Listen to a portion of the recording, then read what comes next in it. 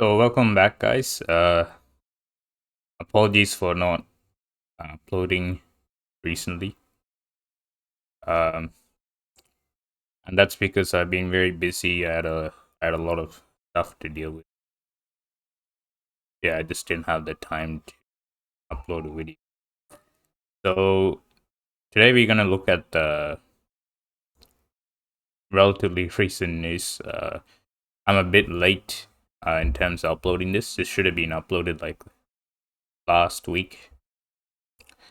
Um, so we have all recently had the news that China has become the richest country in the world, and what they mean by that is in terms of assets and all that stuff. So we'll cover we'll look into that a bit, and also a few policies that they have um, undertaken recently. So inclusive growth, the key to China's economic success. So this should be a short video, probably 12 minutes maybe. So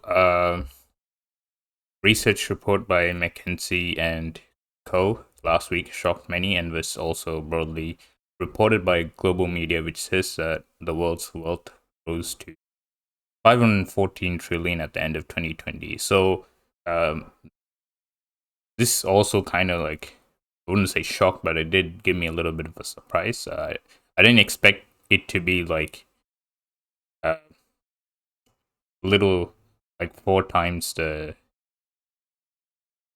size of world GDP.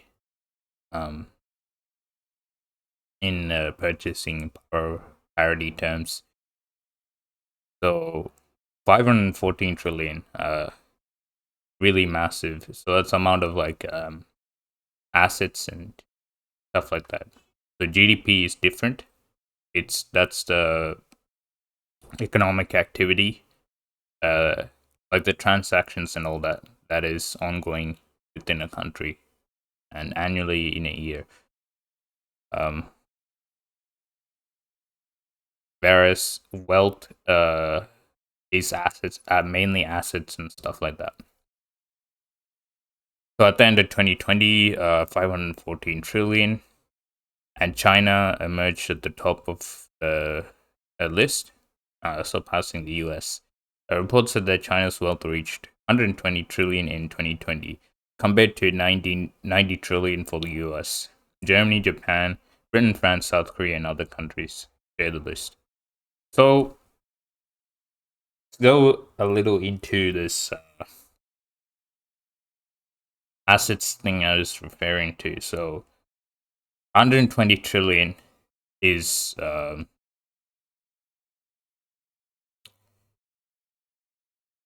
is basically the value of all the infrastructure. Now that makes up the majority of this kind of wealth. How they calculate this wealth. So the infrastructure, um, and other such assets, that belong to China. So to me, it's not that surprising because China has undergone the largest transformation in history, and this is just a visible sign of that. So 120 trillion. I did say before that China's real growth started after 20, I think it was 2010, and I predict that after in the 2020s you'll see like exponential growth in uh, wealth and GDP and all that across every sector basically. So the U.S. Has been the largest since I'm guessing 1940, since World War II. Uh, could have been rivaled by the Soviet Union and Japan when they were at their heights. So we know the um, Second World War expansion of the U.S., post-war expansion of post-war reconstruction of Japan, and the Soviet Union. All these, uh, all three of these countries, they're large countries, so you just expect them to be on the list. And the U.S. had it did have over a century to build up its assets, and it wasn't affected by war, which is an important thing to note. That's why their number 90 trillion is so huge. Uh, McKinsey report noted that China's growth is meteoric and monumental. In a span of 20 years, China's wealth leapfrogged to 120 trillion from just 7 trillion in 2000 year. So that's very impressive. So we see like the in like the value of the expansion. So we can see the visible signs of it. But we see truly how big this is just from those figures. Marking a jump of 113 trillion in 2 decades, helping the nation surpass the US in terms of aggregate net worth. I wish they would put like the US figure back then as well. I think they'll get to that soon. So Chinese people may feel a sense of pride, though many suspect the accuracy of the latest report. But taking a look at the colossal transformation in China, the sprawling expressways and high-speed rail, bridges across the Yangtze and Yellow River, and across giant canyons and linking the sea shores. The tunnels which have been bored through mountains, basically all the infrastructure that China has built. Ever-changing skylines of more than 150 cities, including skyscrapers, 5G wide subways, and all that. Browsing social media in the US, many said China's progress from a 7 trillion to 120 trillion net worth in a short span of 20 years is incredible, while contributing the economic success to China's unique Oriental culture and Chinese people's unity and diligence. Some feedback reveals grains of deep thinking, such as America's political leaders fond of partisan bickering and cutthroat competition, pandering to America's big tech and Wall Street oligarchs, and wasting trillions of government dollars in making bombs, fighters, warships, and nothing on American children's education. So one thing to note is just investing into education. Well, obviously it's a good thing. It's a productive thing to invest into. That alone won't generate this kind of wealth. What you need is a massive amount of internal funding just to, firstly, to kickstart economic growth, and over time to build up assets to this level, and that's what China has done. So the US doesn't have that massive internal funding. Only during World War II did they have a similar kind of system, internal funding system that China has today. That was the FDR era New Deal. But people only look at New Deal policies. They don't really look at the funding mechanism that funded all those policies, that funded a massive infrastructure expansion back then. So that made the foundation for the US economic domination and economic, for the production to maintain US economic hegemony over the whole world. And yeah, and they stopped when FDR died. They stopped doing that, and they rolled back all the social policies that he had implemented. Had they kept that funding mechanism, even just the funding mechanism itself, the US would have a far higher figure than 90 trillion, because we can see in China in just 2 decades that China has achieved from 7 trillion to 120 trillion. So imagine what the US could do since 1940, basically, what figure the US could achieve. So it could probably achieve that 510 trillion figure the whole world has achieved now, if the US had smart economic policies since then, but it didn't. And Oriental culture, like like American analysis of this kind of historic event is very superficial. Like um, they attribute it to like very superficial things. Uh, Oriental culture, like I'm from the Orient, so it could mean any, like it doesn't mean anything really. Like there's a lot of Oriental countries that haven't achieved anywhere near this level of wealth. It's got nothing to do with Oriental culture. Uh, Also, a lot of hardworking countries in Asia as well, but they don't achieve this level of wealth. So the key factor is the funding mechanism of the Chinese state itself. Um, so we have all the stuff the US does, if you're familiar with that. Politicians like Donald Trump, Mike Pompeo, John Bolton, and the like spearheaded the American doctrine of America First, bullying the poor and weak countries, launching trade wars and economic wars, and dividing the world. President Joe Biden has claimed America is back, but in essence, America still comes first. Reflected in the reckless way his administration backstabbed France, creating AUKUS, forcing private semiconductor makers in the world to turn over their confidential business data to the US government. So, backstabbing France, creating AUKUS for like doing all this stuff, it's gonna hit the US hard. Uh, it's gonna backfire in the US basically sooner or later.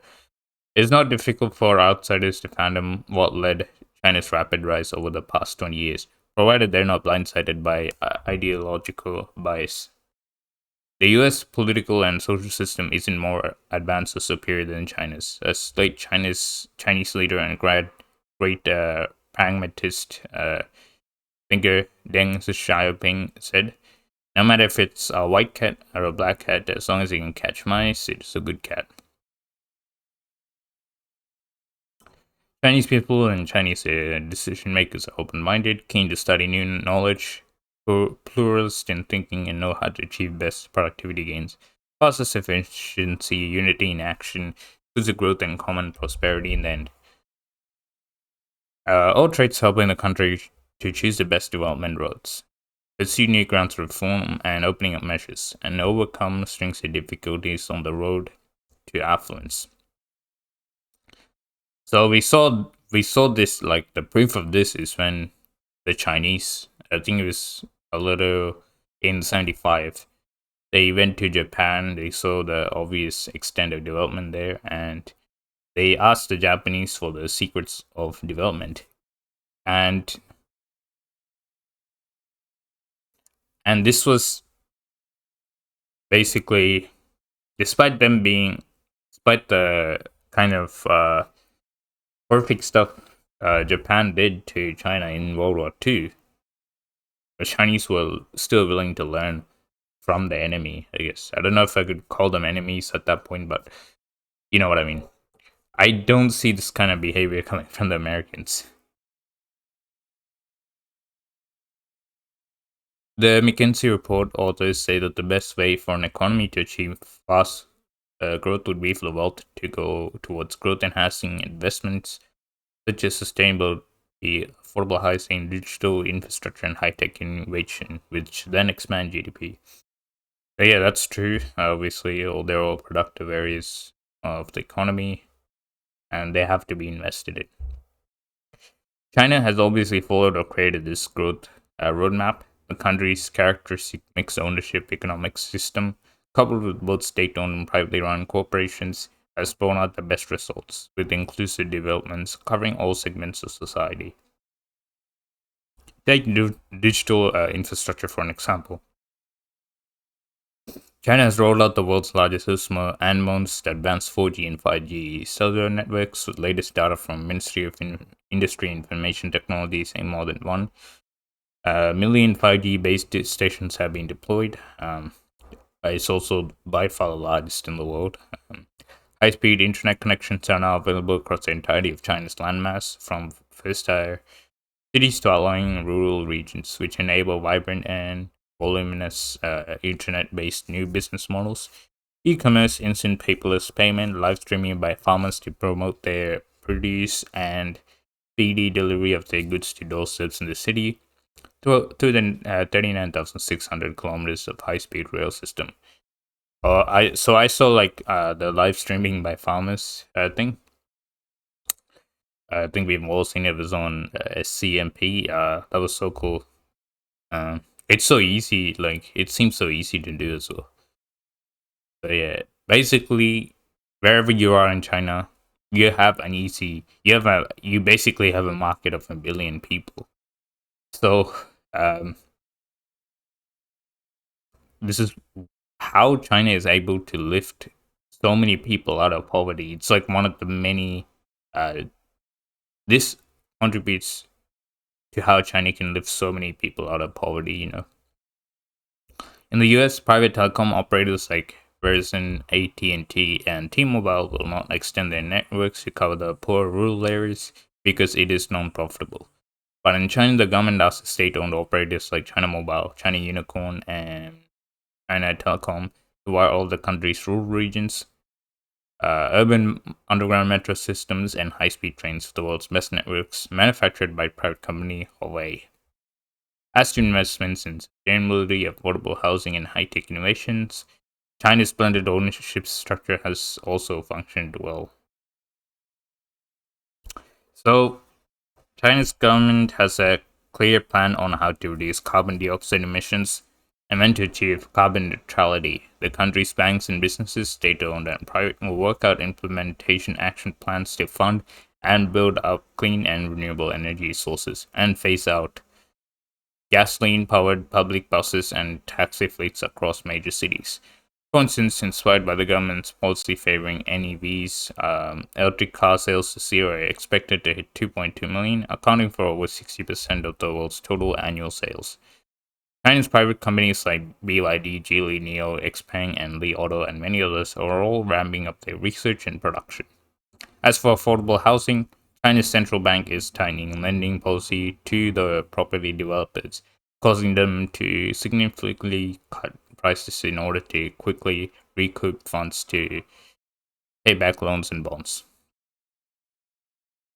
The new regulation will force property developers to focus on their core business and stop investing in a myriad of other fields, which adds to their operational risks. As a result, housing prices in many Chinese cities are now significantly cheaper and affordable for middle-class families. So just another billion policy by China there, and yeah. So that's all. Covering this news, news has already been covered extensively by now. So it shouldn't be new to you. And this and a few other policies. So I'm interested in seeing what China comes up with next. So I'll see you guys next time.